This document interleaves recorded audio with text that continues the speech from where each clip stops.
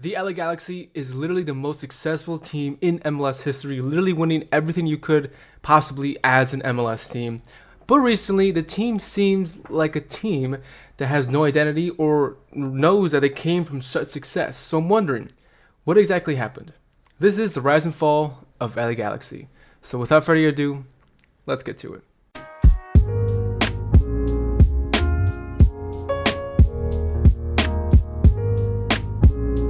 LA Galaxy is one of the founding clubs in Major League Soccer. They competed in the first ever season of MLS back all the way to the good old days in '96 when there were only 10 teams in total. The Galaxy finished the inaugural season first in the Western Conference and participated in the first ever MLS Cup final.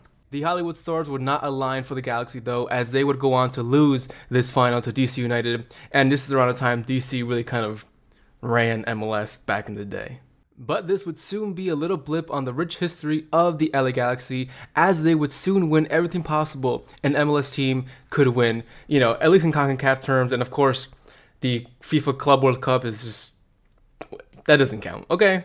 They would go on to win the 1998 Supporter Shield, the 2000 CONCACAF Champions League, the 2001 Open Cup, and in 2002, the day finally came when LA Galaxy would win their first ever MLS Cup, and it would be one of many. In fact, they actually did the double that year, winning the Supporter Shield as well as the MLS Cup. In 2005, the Galaxy would sign one of their most important players ever, in my opinion, their second most important player ever, Landon Donovan. Donovan came from San Jose, and in his first year with the Galaxy, he helped them to win the 2005 MLS Cup and the US Open Cup. I guess you'd call that also another double year in MLS. But the biggest day in LA Galaxy history, and I guess also MLS history, because in 2007, the LA Galaxy would go on to sign David Beckham, who left Real Madrid and decided to play in the MLS with the Galaxy. I wish I could tell you younger viewers out there, and the way I say that right now makes me sound like an old man.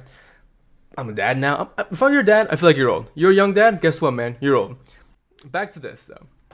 MLS signing David Beckham with LA Galaxy, this was so huge back then. MLS was still a very brand new league. It wasn't the league it is today. It was much lower caliber quality of players. We can all agree with that. But it really was such a huge hit. David Beckham really came here and changed the landscape of MLS transfers, of just the way people see the league. And to this day, he's still got connections with MLS because now he owns Inter Miami, who play in MLS. It was just wild. After Beckham joined, the LA Galaxy failed to qualify for the playoffs up until 2009, where they would go on to the MLS Cup final and finish runners-up. They actually went through a dark time for the next couple years, as they failed to win anything significant until 2010. The start of the 2010s, though, seemed to be a good time for the LA Galaxy, and there was a lot of trophies still to win up ahead. With the addition of Irish legend Robbie Keane as their main striker, they would go on to qualify for the playoffs 7 years in a row up until 2017, and in that time span, winning MLS Cups in 2011, 2012, 2014, while also bagging back-to-back Supporter Shields in 2010 and 2011. They became the first team to win 5 league championships, and I think they still hold that title. If I'm wrong, cancel me. I forgot to look.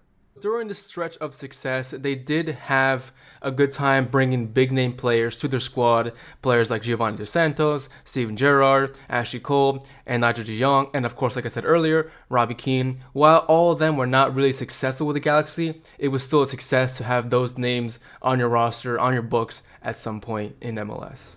But it can't all be fun and games in the world of the beautiful game. So as 2017 came around, the Galaxy signed yet another big-name player, that of course being Zlatan Ibrahimovic. In my opinion, one of the most top 10 important signings of all time. Galaxy fans, let me know what you guys think down below. Even though the team wasn't really playing that well or getting the best results or success, Zlatan was still really doing pretty well for the Galaxy, and I will admit, he was doing really, really good. He made a big name for himself. He was really marketable, doing talk shows and signing a big contract to LA, saying you're welcome. It was just a big situation to have Zlatan come here, and it made people talk about LA Galaxy and get excited about the team again. But unfortunately, the team could not perform to match that old-time success, I would say. In fact, from 2017 to 2022, the LA Galaxy only qualified for the playoffs twice in those 6 years. And to be honest, I don't see how they make the playoffs this current season. When I think of LA soccer, I think of LAFC now more than I do of LA Galaxy. And it really doesn't help that in those 2 times that the Galaxy did qualify for the playoffs, they were eliminated by their LA rivals in the conference semifinals. That is not a good look you want from your nosy neighbors.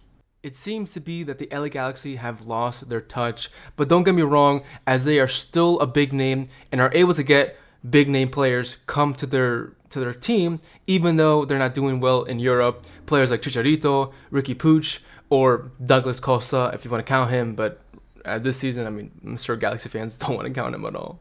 You know, the LA Galaxy reminds me of Manchester United.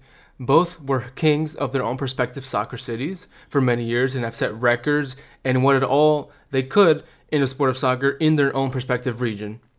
Both had a long-time manager to help them reach those achievements. The Galaxy had Bruce Arena, and Man U obviously had Sir Alex Ferguson. And after those long-serving successful managers left, the team seemed to have lost their identities. Despite making big money signings and still being very marketable, they just can't put the pieces together to be consistent enough for them to be the team that they once used to be. And while both teams are going through this multi-year transitional phase, they have gained a new noisy neighbor who is slowly taking over the soccer scene in their town and in their league. LAFC and Man City have currently both been good these last couple years, and that puts even more pressure on their rival teams to find their footing quicker than anticipated. But although these nosy neighbors don't have a rich history that the original teams had, like Galaxy and Man U, it's still not nice to see your rival city team become a bigger threat and gain more success recently while you struggle to get good results in your own league. Now, obviously, I'm not comparing EPL and MLS saying they're equals or the teams are equal, LA Galaxy or Man U. I know there's much more history with Man U. I'm just basically saying that both teams seem to be on a similar path, okay? Don't hate comment. Actually, go ahead and comment because that helps the video out.